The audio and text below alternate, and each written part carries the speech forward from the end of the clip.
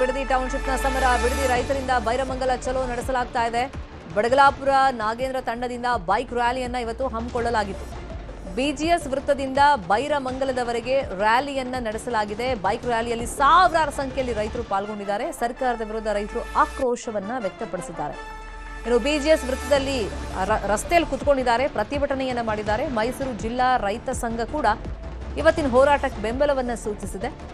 ಬೆಂಗಳೂರು ಮೈಸೂರು ಹೆದ್ದಾರಿ ಮೂಲಕ ರೈತರ ಪಾದಯಾತ್ರೆ ಹೊರಟಿದೆ. ಒಂದ್ ಕಡೆ ಬೈಕ್ ರ್ಯಾಲಿ, ಮತ್ತೊಂದ್ ಕಡೆ ರೈತರ ಪಾದಯಾತ್ರೆ. ತೀವ್ರ ರೀತಿಯಲ್ಲಿ ವಿರೋಧ ವ್ಯಕ್ತವಾಗ್ತಾ ಇದೆ. ಈಗ ಒಂದು ಗಡುವನ್ನ ಕೊಟ್ಟಿದ್ದಾರೆ, ಅಷ್ಟರೊಳಗೆ ಸರ್ಕಾರ ಸ್ಪಂದಿಸ್ತಿಲ್ಲ ಅಂತಂದ್ರೆ ಉಗ್ರ ರೀತಿಯಲ್ಲಿ ಹೋರಾಟ ಮಾಡ್ತೀವಿ ಅಂತಾನೂ ಕೂಡ ಎಚ್ಚರಿಕೆಯನ್ನ ಕೊಟ್ಟಿದ್ದಾರೆ. ಇದೇ ವಿಚಾರವಾಗಿ ಇನ್ನಷ್ಟು ಡೀಟೇಲ್ ಆಗಿ ಇನ್ಫಾರ್ಮೇಶನ್ ಕೊಡ್ತಾ ಹೋಗೋದಕ್ಕೆ ನೇರ ಸಂಪರ್ಕದಲ್ಲಿ ಕನೆಕ್ಟ್ ಆಗಿದ್ದಾರೆ ನಮ್ಮ ಪೊಲಿಟಿಕಲ್ ಬ್ಯೂರೋ ರಿಪೋರ್ಟರ್ ಹೆಬ್ಬಾಕ ತಿಮ್ಮೇಗೌಡರು. ತಿಮ್ಮೇಗೌಡ್ರೆ, ಒಂದ್ ಕಡೆ ಬೈಕ್ ರ್ಯಾಲಿ, ಮತ್ತೊಂದ್ ಕಡೆ ಪಾದಯಾತ್ರೆ. ಸುಮಾರು ಎಷ್ಟು ಸಂಖ್ಯೆಯಲ್ಲಿ ಇವತ್ತು ರೈತರು ಬಂದಿದ್ದಾರೆ. ಈಗ ಆಕ್ರೋಶ ಅಂತೂ ವ್ಯಕ್ತವಾಗ್ತಾ ಇದೆ. ಮುಂದೆ ಈ ಹೋರಾಟವನ್ನ ತೀವ್ರಗೊಳಿಸುವಂತ ನಿಟ್ಟಿನಲ್ಲಿ ರೂಪುರೇಷೆಗಳು ಹೆಂಗಿದೆ ರೈತರದ್ದು?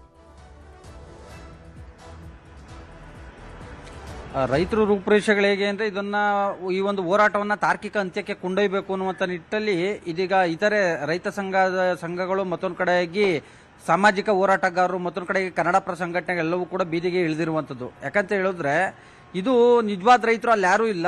ಕೇವಲ ಇದು ರಿಯಲ್ ಎಸ್ಟೇಟ್ ಮಾಫಿಯಾ ಅನ್ನುವಂಥ ನಿಟ್ಟಿನಲ್ಲಿ ಕೇವಲ ಒಂದಷ್ಟು ಮಂದಿ ರಾಜಕೀಯ ಕುಮ್ಮಕ್ಕಿನಿಂದಾಗಿ ರೈತರು ಬೀದಿಗಿಳಿದಿದ್ದಾರೆ ಅನ್ನುವಂಥ ನಿಟ್ಟಿನಲ್ಲಿ ಡಿ.ಕೆ. ಶಿವಕುಮಾರ್ ಸೇರಿದಂತೆ ಕಾಂಗ್ರೆಸ್ ನಾಯಕರು ಆರೋಪವನ್ನ ಮಾಡ್ತಾ ಇದ್ರು. ಇದಕ್ಕೆ ಪ್ರತಿಯಾಗಿ ಇನ್ನೊಂದ್ ಕಡೆ ನಾವು ನೋಡ್ತಾ ಇದೀವಿ, ರೈತರ ಹೋರಾಟ ಒಂದ್ ಭಾಗ ಆದ್ರೆ ಇನ್ನೊಂದ್ ಕಡೆ ನಾಯಕರ ನಡುವೆ ವೈಯಕ್ತಿಕ ವಿಷಯಗಳು ಪ್ರಸ್ತಾಪ ಆಗ್ತಾ ಇದೆ. ಎಸ್ಪೆಷಲಿ ಡಿ.ಕೆ. ಶಿವಕುಮಾರ್ ಮತ್ತೆ ಕುಮಾರಸ್ವಾಮಿ ಅವರು ವೈಯಕ್ತಿಕ ವಿಷಯಗಳು, ಆಸ್ತಿ ವಿಷಯಗಳು.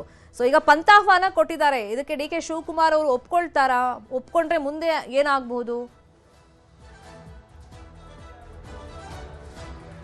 ಡಿ.ಕೆ. ಶಿವಕುಮಾರ್ ಈಗಾಗಲೇ ಒಪ್ಕೊಂಡಿಲ್ಲ. ಕುಮಾರಸ್ವಾಮಿ ಯಾವಾಗ ಸುದ್ದಿಗೋಷ್ಠಿಯನ್ನು ನಡೆಸಿದ್ರ, ಸುದ್ದಿಗೋಷ್ಠಿ ನಡೆಸುವ ವೇಳೆ ಮಾಧ್ಯಮಗಳ ಜೊತೆ ಪ್ರತಿಕ್ರಿಯೆಯನ್ನು ಕೊಟ್ಟಿರ್ತಕ್ಕಂಥ ಡಿ.ಕೆ. ಶಿವಕುಮಾರ್ ಅವರು, ನಾನು ಈ ಹಿಂದೆನೆ ಕೂಡ ಕರೆದಿದ್ದೆ, ಅವರು ಇದು ಮಾಡಿಲ್ಲ, ಏನು ಬರಲಿಲ್ಲ. ಮುಂದೆ ಅಧಿವೇಶನ ಬರ್ತಾ ಇದೆ, ಅವರಲ್ಲಿ ನುರಿತ ರಾಜಕಾರಣಿಗಳಾಗಿದ್ದಾರೆ, ಅವ್ರ ಮುಖಾಂತರವಾಗಿ ಪ್ರಸ್ತಾಪ ಮಾಡಲಿ, ನಾನು ಉತ್ತರವನ್ನ ಕೊಡ್ತೀನಿ, ಐ ವಿಶ್ ದೆಮ್ ಅನ್ನುವಂಥ ಒಂದು ಪದಪ್ರಯೋಗ ಮಾಡೋದ್ರ ಮುಖಾಂತರ ಅವರು ಪ್ರತಿಕ್ರಿಯೆಯನ್ನು ಕೊಟ್ಟು ಹೊರ ನಡೆದಿರ್ತಕ್ಕಂಥದ್ದು. ಇನ್ನುಳಿದಂತೆ ಇದನ್ನ ಕುಮಾರಸ್ವಾಮಿ ಎಲ್ಲೋ ಒಂದು ಕಡೆಯಾಗಿ ಸವಾಲಾಗಿ ಸ್ವೀಕಾರವನ್ನ ಮಾಡಿರ್ತಕ್ಕಂಥದ್ದು. ನಾನು ಇದರಿಂದ ಹಿಂದೆ ಸರಿಯುವಂತ ಪ್ರಶ್ನೆ ಇಲ್ಲ, ನಮ್ಮ ಮೇಲೆ ಸವಾಲನ್ನ ಮಾಡಿದಿರಿ, ತಕ್ಕ ಉತ್ತರವನ್ನ ಕೊಡುವಂತ ಒಂದು ಕಾಲ ಬರುತ್ತೆ ಅನ್ನುವಂತ ಒಂದು ಮಾತನ್ನ ಎಚ್ಚರಿಕೆಯನ್ನು ಕೂಡ ಕೊಟ್ಟಿರ್ತಕ್ಕಂಥದ್ದು. ಬದಲಾಗಿ ಈ ಒಂದು ವಿಚಾರದಲ್ಲಿ ಬನ್ನಿ ಬೈರಮಂಗಲಕ್ಕೆ ಹೋಗೋಣ, ನಿಜವಾದ ರೈತರು ಯಾರಿದ್ದಾರೆ ಅನ್ನೋದನ್ನ ತೋರಿಸ್ತೀನಿ ಅನ್ನುವಂಥ ಒಂದು ಪಂಥಾಹ್ವಾನವನ್ನು ಕೂಡ ಕುಮಾರಸ್ವಾಮಿ ಅವರು ಕೊಟ್ಟಿರುವಂಥದ್ದು. ಯಾಕಂತ ಹೇಳಿದ್ರೆ ಈ ಒಂದು ವಿಚಾರದಲ್ಲಿ ಅಂದ್ರೆ ಬಿಡದಿ ಟೌನ್ಶಿಪ್ ವಿಚಾರದಲ್ಲಿ ಡಿ.ಕೆ. Shivakumar versus H D. ಕುಮಾರಸ್ವಾಮಿಯವರ ಒಂದು ಪ್ರತಿಷ್ಠೆ ಮತ್ತೊಂದು ಕಡೆಯಾಗಿ ಜಿದ್ದಾಜಿಜ್ಜಿಯು ಕೂಡ ಉಂಟಾಗಿರ್ತಕ್ಕಂಥದ್ದು. ಹೀಗಾಗಿ ಹೇಗಾದ್ರೂ ಮಾಡಿ ಯೋಜನೆಗೆ ಬ್ರೇಕ್ ಹಾಕಬೇಕು ಅನ್ನುವಂಥ ನಿಟ್ಟಿನಲ್ಲಿ ಎಚ್.ಡಿ. ಕುಮಾರಸ್ವಾಮಿ ಅವರು ಮುಂದಾಗಿರ್ತಕ್ಕಂಥದ್ದು.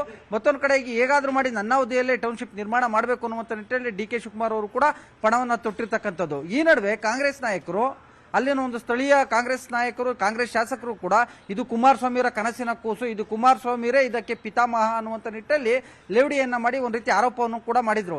ಸಹಜವಾಗಿ ಕಾಂಗ್ರೆಸ್ ನಾಯಕರ ಆರೋಪದಿಂದಾಗಿ ಎಲ್ಲೋ ಒಂದು ಕಡೆಗಿದ್ದು ರಾಜಕೀಯವಾದಂಥ ಒಂದು ಹೋರಾಟ, ರಾಜಕೀಯ ದುರುದ್ದೇಶದಿಂದ, ರಾಜಕೀಯವಾಗಿ ಒಂದು ಬಡಿದಾಟದಿಂದಾಗಿ ಈ ರೀತಿ ರಾಜಕೀಯ ಸ್ವರೂಪವನ್ನು ಪಡ್ಕೊಂಡಿದೆ ಒಂದು ಹೋರಾಟ.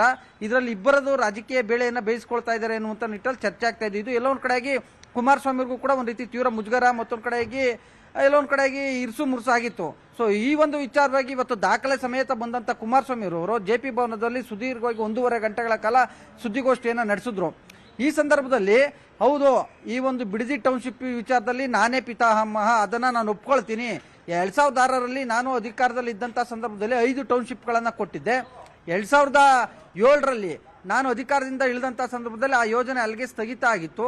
ನನಗೆ ಒಂದ್ ವೇಳೆ ಏನಾದರೂ ರಾಜಕೀಯವಾಗಿ ದುರುದ್ದೇಶ ಇದ್ರೆ ಅಥವಾ ಸ್ವಹಿತಾಸಕ್ತಿ ಇದ್ರೆ ನಾನು 2018ರಲ್ಲಿ ಅದನ್ನ ನಾನು ಕಂಟಿನ್ಯೂ ಮಾಡ್ತಾ ಇದ್ರೆ. ಆದ್ರೆ ನೀವು ಇದೇ ಸಿದ್ದರಾಮಯ್ಯನವರು SEZ ವಿಚಾರದಲ್ಲಿ 2007ರಲ್ಲಿ ಜುಲೈ ಮತ್ತೆ ಆಗಸ್ಟ್ ತಿಂಗಳಲ್ಲಿ ಮಳೆಗಾಲದ ಅಧಿವೇಶನದಲ್ಲಿ ಮಾತಾಡಿದಂತ ಸಂದರ್ಭದಲ್ಲಿ SEZ ವಿಚಾರವಾಗಿ ಈ ಒಂದು 5 ಟೌನ್ಶಿಪ್ಗಳ ವಿಚಾರವಾಗಿ ಮಾತಾಡಿದಂತ ಸಂದರ್ಭದಲ್ಲಿ ಏನು ಇದನ್ನ ವಿರೋಧಿಸಿದ್ರು, ಬಿಡದಿ ಟೌನ್ಶಿಪ್ ಅನ್ನ ವಿರೋಧಿಸಿದ್ರು, ಯಾವುದೇ ಕಾರಣಕ್ಕೂ ಮಾಡಬೇಡಿ ಅನ್ನುವಂಥ ನಿಟ್ಟಿನಲ್ಲಿ ವಿಚಾರವನ್ನ ಪ್ರಸ್ತಾಪ ಮಾಡಿದ್ರು. ಅವತ್ತು ಸಿದ್ದರಾಮಯ್ಯನವರು ಸದನದಲ್ಲಿ ಏನು ಧ್ವನಿ ಎತ್ತದಂತ ಒಂದು ಅಂಶಗಳನ್ನ ಮತ್ತೊಂದು ಕಡೆ ಮಾತಾಡದಂತ ಅಂಶಗಳನ್ನ ಉಲ್ಲೇಖವನ್ನ ಮಾಡಿದ್ರು. ಡಿ.ಕೆ. ಶಿವಕುಮಾರ್ ಮಾತಾಡದಂತ ಭಾಷಣದ ಪ್ರತಿಗಳನ್ನು ಕೂಡ ಓದಿದ್ರು. ಈ ಮೂಲಕವಾಗಿ ನೀವು ಅವತ್ತು ವಿರೋಧವನ್ನ ಮಾಡಿದ್ರಿ, ಇವತ್ತ್ಯಾಕೆ ನೀವು ಇದನ್ನ ಕೈಗೆತ್ತಿಕೊಳ್ತೀರಾ? ರೈತರ ಡಿನೋಟಿಫಿಕೇಶನ್ ಮಾಡಿದ್ರೆ, ರೈತರ ಭೂಮಿಯನ್ನ ಅಂದ್ರೆ ಈ ಒಂದು ಯೋಜನೆಯನ್ನ ಹಿಂಪಡೆದ್ರೆ ಯಾರು ಕೂಡ ಜೈಲ್ಗೆ ಹಾಕೋದಿಲ್ಲ. ನಮ್ಮ ಮೇಲೆ ಸವಾಲನ್ನ ಹಾಕಿದ್ರೆ ನಾವು ಕೂಡ ತಕ್ಕ ಉತ್ತರವನ್ನ ಕೊಡುವಂತ ಒಂದು ಕಾಲ ಬರುತ್ತೆ ಅನ್ನುವಂತ ಒಂದು ಎಚ್ಚರಿಕೆಯನ್ನ ಕೊಡೋದ್ರ ಮುಖಾಂತರ ಇವತ್ತು ಈ ಒಂದು ವಿಚಾರವಾಗಿ ಅಂದ್ರೆ ಏನು ಪಿತಾಮಹ ಮತ್ತೊಂದು ಕಡೆಗೆ ಕನಸಿನ ಕೂಸು ಅನ್ನುವಂತ ಒಂದು ಆರೋಪಕ್ಕೆ ಇವತ್ತು ಸುದ್ದಿಗೋಷ್ಠಿ ನಡೆಸೋದ್ರ ಮುಖಾಂತರ ಕುಮಾರಸ್ವಾಮಿ ಒಂದು ಸ್ಪಷ್ಟನೆಯನ್ನ ಕೊಟ್ಟಿರುವಂತದ್ದು. Fine, thank you.